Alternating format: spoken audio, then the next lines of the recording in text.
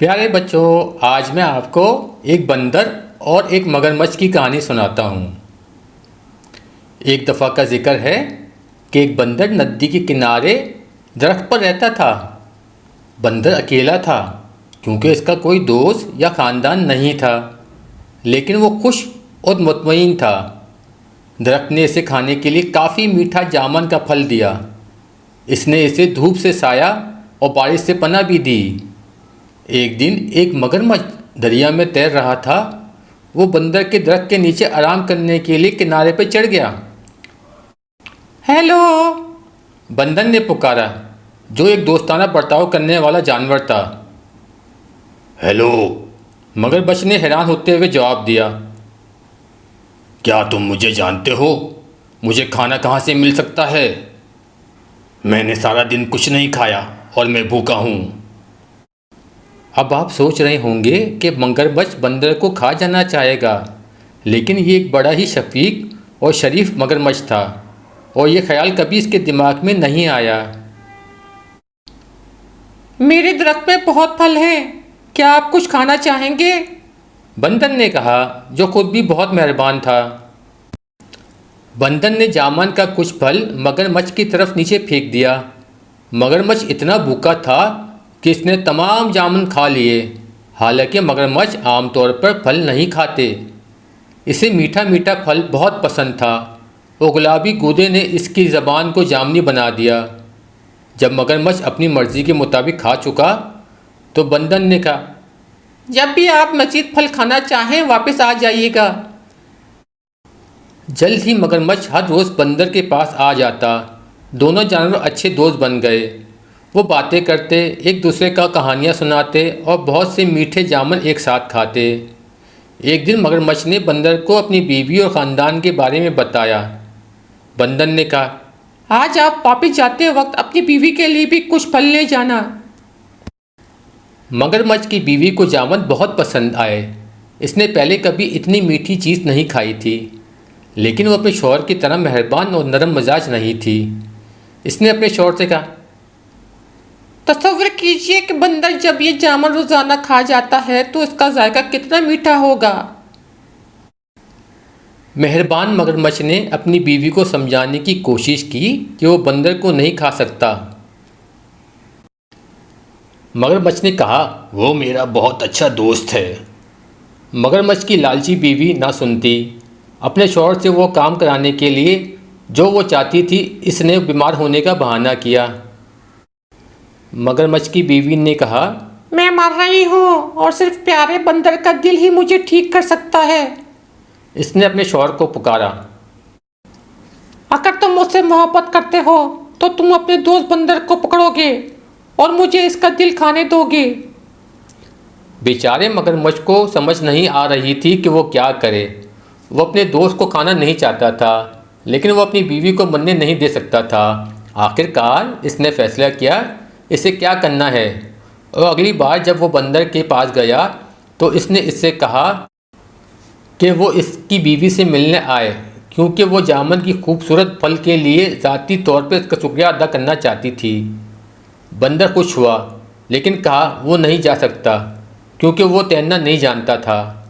इसकी फ़िक्र ना करो, मगरमच्छ ने कहा, मैं तुम्हें अपनी पीठ पर ले जाऊंगा। बंदर राज़ी हो गया और मगरमच्छ की पीठ पर कूद कर बैठ गया। चुनांचे दोनों दोस्त गहरे चौड़े दरिया में चले गए। जब वो किनारे और जामुन के दरख्त से बहुत दूर पहुँचे तो मगरमच्छ ने कहा, मुझे अफसोस है बहुत, लेकिन मेरी बीवी बहुत बीमार है। वो कहती है कि बंदर का दिल ही इसका इलाज है। मुझे डर है कि मुझे तुम्हें मारना पड़ेगा, हालांकि मैं हमारी बातों को याद करूँगा। बंदर ने जल्दी से सोचा और कहा, प्यारे दोस्त, मुझे तुम्हारी बीवी की बीमारी का सुनकर बहुत अफसोस हुआ। मुझे खुशी है कि मैं इसकी मदद कर सकूंगा, लेकिन मैं अपना दिल जामुन के दरख्त पर छोड़ दिया है। क्या आपको लगता है कि हम वापस जा सकते हैं ताकि मैं इसे ला सकूं? मगरमच्छ ने बंदर की बात मान ली। वो मुड़ा और तेजी से तैरकर जामुन की दरख्त की तरफ गया। बंदर इसकी पीठ से छलांग लगाकर अपने दरख्त की हिफाजत में चढ़ गया। मैंने सोचा कि आप मेरे दोस्त हैं। इसने पुकारा। क्या तुम नहीं जानते कि हम अपने दिल को अपने अंदर रखते हैं? फिर मैं कभी तुम पर भरोसा नहीं करूँगा और ना ही तुम्हें अपने दरख्त का फल दूंगा। चले जाओ, वापस ना आना। मगरमच्छ ने अपने आप को बहुत बेवकूफ़ महसूस किया। इसने एक अच्छे दोस्त और एक अच्छे मीठे फल की फराहमी खो दी। बंदर ने खुद को बचा लिया था क्योंकि इसने जल्दी सोच लिया था। इस दिन से इसने फिर कभी मगरमच्छ पर भरोसा नहीं किया। प्यारे बच्चों, आज मैं आपको सतरंगी सांप की कहानी सुनाता हूँ। काफ़ी अरसे पहले कबायलियों का एक ग्रुप शिकार के लिए निकला। कई घंटों बाद वो काफ़ी थक गए और इन्होंने आराम करने का फ़ैसला किया और आसपास बैठ गए। कहानी कहने लगे और आग से अपना हाथ गर्म करने लगे। इसमें से एक ने ऊपर देखा। उफ़क़ पर एक खूबसूरत कई रंगों वाला मेहराब नुमा कौस कज़ा मौजूद था। लेकिन कदीम बाशिंदों ने यह सोचा कि ये एक सांप है जो एक जल घड़े से निकलकर दूसरे में जा रहा है। वो खौफज़दा हो गए। वो ये नहीं चाहते थे कि इतना बड़ा चमकदार रंगों वाला सांप इनके कैंप के नज़दीक वाले जल घड़े में निकले। लेकिन वो शुक्रगुजार थे कि वो इनके अपने जल घड़े के पास हरकत करता हुआ महसूस नहीं हुआ। एक नौजवान आदमी कौस कज़ा नुमा सांप के बारे में मज़ीद जानना चाहता था। इसलिए जब वो वापस घर आया तो इसने अपने कबीले के बुज़ुर्ग आदमी को बताया कि शिकारी क्यों कौस कज़ा नुमा सांप से डर गए थे।